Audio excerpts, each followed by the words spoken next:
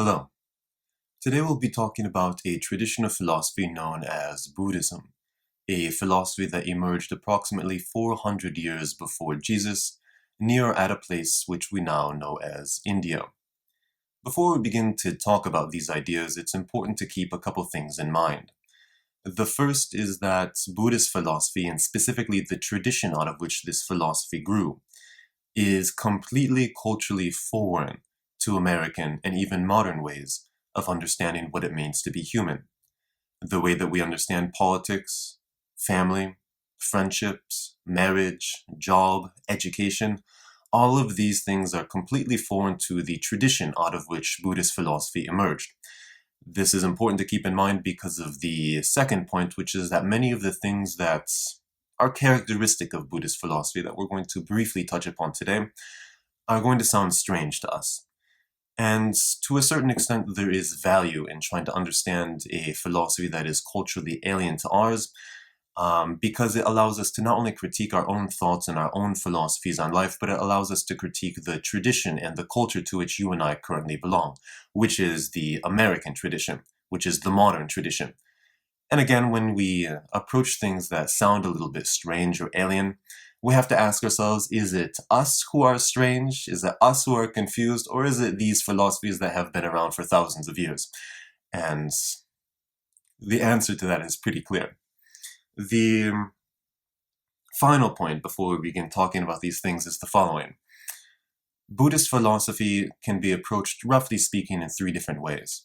One is through the Four Noble Truths, the second is through what's called the Eightfold Path, and then the third is the life story of the Buddha. We're not going to be talking about the Four Noble Truths, nor are we going to be talking about the Eightfold Path for the following reason. The first Noble Truth, and keep in mind the Eightfold Path is the fourth Noble Truth. It's sort of like a blueprint to how to become human. The first Noble Truth is that all of life is suffering. Not one corner of life, not one part of life, not like Tuesday's suffering and Wednesday's good, not my life, not your life, not this life, not that life. All of life is suffering. Now, I know that we're in the midst of coronavirus shutdowns. I know that we're in the midst of a suspended election. I know that 2020 has not been perhaps the best year. Nevertheless, I, and I sincerely hope you as well, am able to find some small pleasures and satisfactions and happiness in life, be it through whatever avenue of pleasure or happiness or success or satisfaction that you use. Which means that we have not truly understood the first noble truth.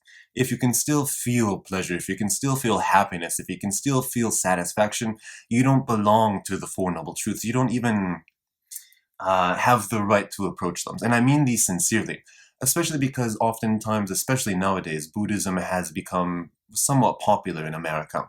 And oftentimes when things become popular, and specifically when things become popular in America, it becomes watered down. And then we imagine that we understand things that we don't, which is the easiest route to pain, self-pity, and suffering that's possible. The Four Noble Truths are extremely profound, are extremely nuanced, are extremely traditional philosophies of life that, for the most part, belong to a very specific group of people. It was said that the Four Noble Truths are for people who have what's called golden souls. If you recall the concept of gold from Professor Sabzavari's lectures on iron, bronze, silver, and gold, for those of you that belong to iron, for those of you that belong to bronze, for those of you that belong to silver, there is a specific set of questions that belong to each of these various stages in life, and be honest with your questions. Don't pretend that you have a noble soul when you have an iron soul. Don't pretend that you imagine that all of life is suffering when you're just going through a breakup, or you have family difficulties, or you're having troubles with your culture, and so on and so forth. The Eightfold Path is the culmination of the Four Noble Truths. If the first step is all of life is suffering, the Eightfold Path is the culmination of these Four Noble Truths. It's kind of like the remedy to the problems that define human life. There's things such as right thinking, right images, and so on and so forth, but again, these aren't for us, for a lot of different reasons. Instead of doing this, I think it's best to approach what's called the life story of the Buddha. And we don't know if the Buddha existed, we don't know if he was actually a historical figure, but nevertheless, you're going to be able to find parallels between the story of the Buddha and the story of other religious figures, such as Moses, such as Jesus, such as Muhammad, which is that there's fundamental stages that each of these people pass through. And the nice thing about these stages is that these are stories about very, very useful, very, very profound, and very, very proficient human beings, which means that they pass through stages that, quite frankly, you and I won't even encounter, let alone endure, let alone pass through. And for those of you that think that these are just stories, that these are just myths, that these are something that's, for example, we now consider to be like Greek mythology, which is just, nice imaginations, colorful stories, and, a couple nice comments upon human nature. Keep in mind that when we talk about somebody like Malcolm X goes through the same exact stages. Malcolm X goes through these things in a very honest and very clean way. Not clean, but in a very useful way. For example, most of the problems that define your life is that you and I sort of just get stuck at a stage in life and we're unable to pass through. And the nice thing about these stories is that they help us identify what stage we are at in life and how exactly we can mature to the next stage of life. That's the function of stories. That's the function of reading about people like Malcolm X and reading about people like the Buddha. So what's the life story of the Buddha? And how can we approach the story not from a sheerly entertainment perspective, but how can we actually make this story work for us? How can we actually approach the story and have it live in our heads in a ways that allows us to become more mature and more useful? No promises. The story of the Buddha begins as follows. An oracle goes to the Buddha's mother, and like most of the people that we discuss in this class, whether it's Malcolm X or Rumi, these people are not born to be, for example, Rumi. Malcolm X is not born Malcolm X. The Buddha is not born the Buddha. Buddha simply means the awakened one, and instead he's born as Siddhartha. So an oracle goes to Siddhartha's mother and says, you're going to have a son, and two routes lie before your son's path in life. The first is that he's going to be a king, a privileged king, and a good king. He's going to be one of the greatest politicians the world has ever seen. He's going to be a just ruler, and people will love him, and people will like him, and people will embrace him as the ruler. The second path in his life is that he'll actually understand what it means to be human. He'll become a philosopher, he'll become a religious figure, and he'll go on this long journey to understand who and what he is. Now, the mother's response to this is very, very interesting and a profound comment upon what it means to be a parent. Parents don't want us to ask questions. Parents don't want us to live a profound life. Parents don't want us to go on this long self-discovery journey. What parents want for us is they want a sane, healthy, good life for us. They want us to marry, they want us to have kids, they want grandchildren running around, they want to make food for us, they want everything to be very grounded and very safe. Which means that should you have questions about life, sincere, good questions about life, the recommendation for this story is don't go to your parents, because your parents are going to kind of guide you in a way to make your life safe and predictable, which is a good, healthy indication of what a parent wants. This is the foundation upon which life needs to be built. And so Siddhartha's mother, likewise, like all mothers, says, I don't want my son to be a philosopher. I don't want him to ask questions. What I'm going to do is I'm going to do something incredible for him. I'm going to build for him a house of privilege so that he never, ever, ever has to ask a question and never ever understands or tries to understand what it means to be human. I'm going to make sure that he's safe. I'm going to make sure his life is predictable. I'm going to make sure that he is grounded in the physical world so that he never, ever, ever suffers the difficulties that unfortunately have no choice but to assail every single human life. So she does something interesting for him. What she does is that she builds him this palace, this castle. And in this palace or in this castle, she makes sure that no one ever, ever has a wrinkle on their face, that no one ever has age upon their face, that whenever somebody gets sick, she pushes them out. She gives Siddhartha, and her husband as well gives Siddhartha, a beautiful wife and a beautiful son and a beautiful life. They give him power, they give him privilege, they give him every single thing that you and I would want in our lives. Now, before we continue, keep in mind that all of these things are symbolic representations of each stage in life. The more symbolic your life can become, the more profound and the more meaningful your life can become.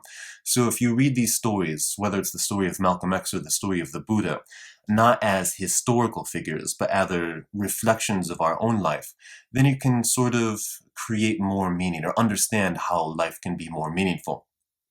And the symbology of where we are in the story is the following. If you're still able to find pleasure in your wife or your husband or your kids, if you're still able to find pleasure in your work, if you're still able to entertain yourself at the end of the night, you're, through Netflix or whatever the case may be, you're living in what's called the house of privilege. And this is a good, safe, healthy place to be. This is what human beings want. The tragedy is the following. One day, Siddhartha goes out to, I don't know, get like a glass of milk or something. And he goes with his servants, and they go upon a road that Siddhartha had never gone on before. And they're traveling, and they see this old man at the side of the road. Now, keep in mind that Siddhartha has never seen anybody old before. Siddhartha has never seen anybody have anything but youth and happiness. And Siddhartha looks at this man and says, there's something wrong with this man. And he goes to his servant and says, what are those things upon this man's face? And the servant looks at him and says, Siddhartha, I know that you're a king. I know that you're a great man. How could you be so silly? Those things are wrinkles. And Siddhartha says, wrinkles? What's that? And the guy says, a wrinkle is just something that happens to your face when you age. And Siddhartha says, age? What's that? And so, the servant explains to him a couple things about what happens as you age. And Siddhartha has this shadow crossing his face that has never crossed his face before. And he returns to his palace that night and sits down with his wife and sits down with his kids and sits down with his work. But for whatever reason, this crack has appeared in the dam of his privilege. This crack has appeared in his life. And he's unable to enjoy things the way that he once could enjoy things. He looks at his wife, and instead of seeing her beauty, instead of seeing the niceness of a good marriage, he just sees her as old, and he goes to the bathroom at night, presumably, and looks at his own face and says, if my face, which is young now, in a couple of years will be assailed by wrinkles, am I really living my life to the fullest potential? Am I really just supposed to be a husband? Am I really just supposed to be a father? Am I really just supposed to be a politician? Am I really just supposed to be a good family member? And presumably, again, he lays awake at night and sort of thinks about these things. Thinks about age, thinks about time, thinks about beauty, thinks about youth. But the nice thing about you and I is that, as Darwin argued, we're creatures that are very, very good at survival, whether physically, whether psychologically. The sort of defining trait of the human animal is that we're extremely resilient. No matter what difficulties come upon our path, whether they're existential difficulties or just rather normal difficulties, we have the ability to deal with them. And Siddhartha likewise has the ability to sort of close up these cracks that appear in his psychology simply by the fact of approaching difficult questions.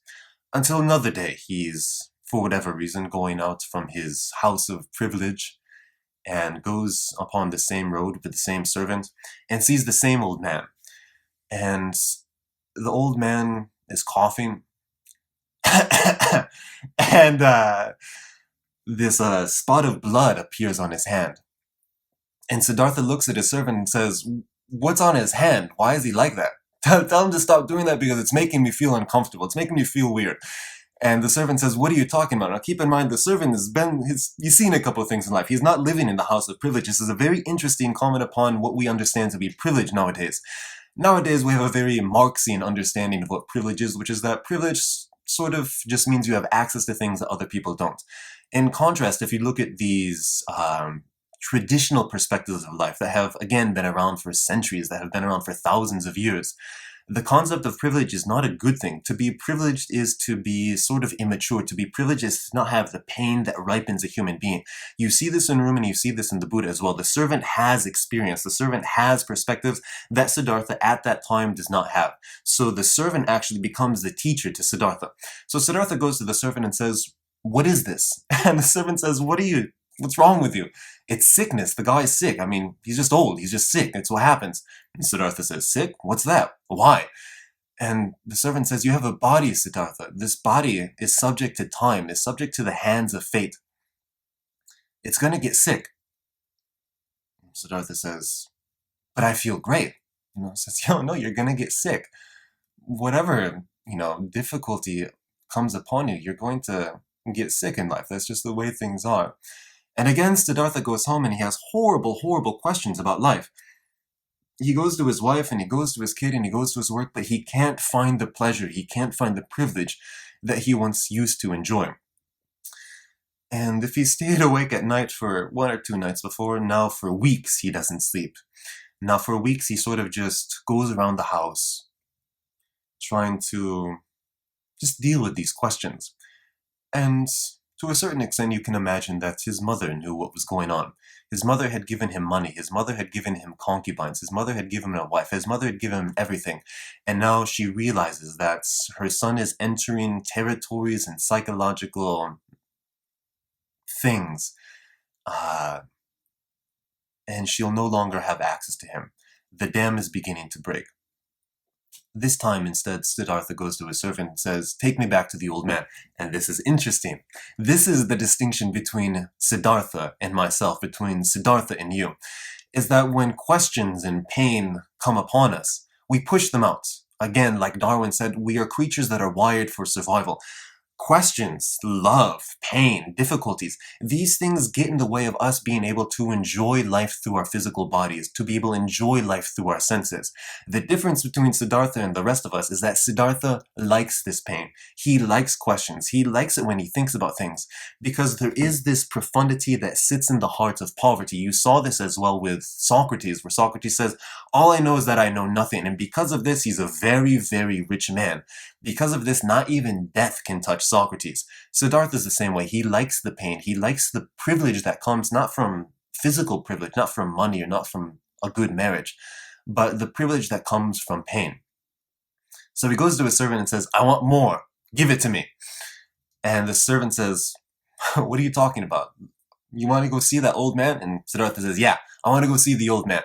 So they go and they find the old man, but he's lying on the side of the road. And Siddhartha says, "Get up, old man. Teach me a couple more things. You've been a profound teacher, and I like the pain that you've been giving to me. Give me more of it." And the servant says, "Lay off it, man. The guy's dead." Siddhartha says, "What do you mean dead?" The man says, "Yeah, the guy's dead." Siddhartha says, "What's death?"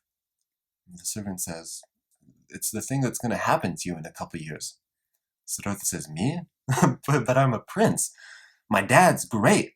My kids are great. My wife is great. I have everything. I can't die." And the servant says, "Yeah, you're going to die. Tough luck." And so Siddhartha, now ripe on his journey to becoming the Buddha, goes home.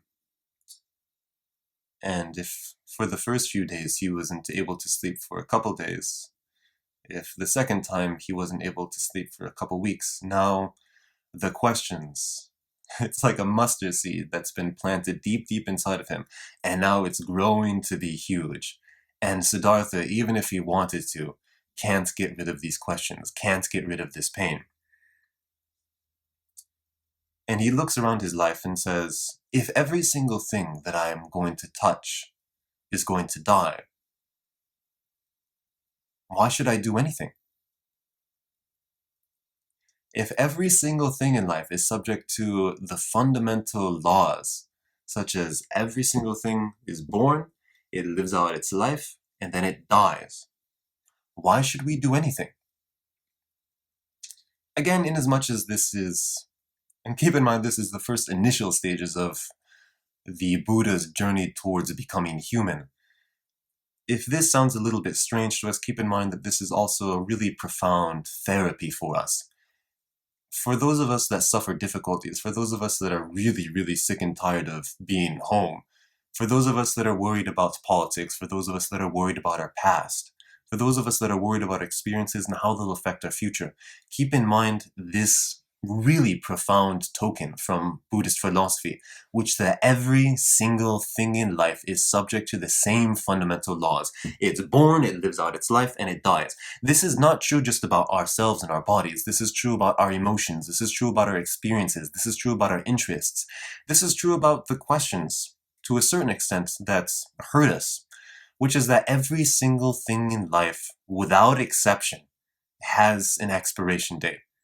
Our task in life, according to Buddhist philosophy, is not to tear ourselves towards this expiration date, to constantly push ourselves and push ourselves and push ourselves to be ripe in ways that quite frankly wouldn't do us justice, which wouldn't be good for us, but to just be patient and allow things to ripen on our own, whether it's experiences, whether it's emotions, whether it's anger, whether it's feelings of injustice. Just be patient. Unfortunately, the Buddha takes these things a little bit more seriously. This is a strange sort of therapy for him, in the sense that he looks at his wife and can no longer enjoy her. He looks at his kid, can no longer enjoy him. He looks at his work and can no longer enjoy him. And he goes to the servant and says, "I'm out. I can't do this." And the servant says, "What are you talking about?" And Siddhartha says, "Switch clothes with me." They switch clothes in the middle of the night. Siddhartha leaves. Keep in mind, the man that we know is the Buddha, the awakened one, the enlightened one, the man who understands what it means to be human. He is not a good human being in the sense that you and I define good human being. He's better than the rest of us, but being better doesn't mean that he's subject to the ethics and morals that we define, that we create as good. He's not a good husband. He's not a good father. He's not a good family member. He's not a good politician.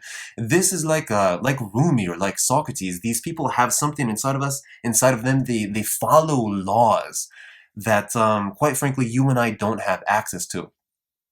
And this is important to note because, for the most part, being a good husband, being a good wife, being a good father, there's nothing more noble than that in life. What could be more useful in life than being good to a single human being for 70 years? Nothing could be more useful in life than that. And yet, at the same time, there's something more to human beings than just our marriage, than just our jobs, than just us being a father or a mother or a son or a daughter or so on and so forth. And the Buddha wants this. He doesn't know what he wants, but nevertheless, he realizes that he can't go back to the old life. So he switches clothes with the servant and goes out in the middle of the night and renounces life. He says, if every single thing that I'm going to touch, if every single experience is going to get old, get sick, and then die, I don't want life. I want something more. The nice thing about Siddhartha is that he already belongs to a religious tradition. He belongs to the Hindu tradition, in the sense that, for those of you that read the first story from the Masnavi, which is that the king, at some point in time, he just breaks down and he can no longer find any privilege or any pleasure, any entertainment in life. And the nice thing is that he doesn't go to therapy, he doesn't go to do drugs, he doesn't go to, just watch Netflix endlessly.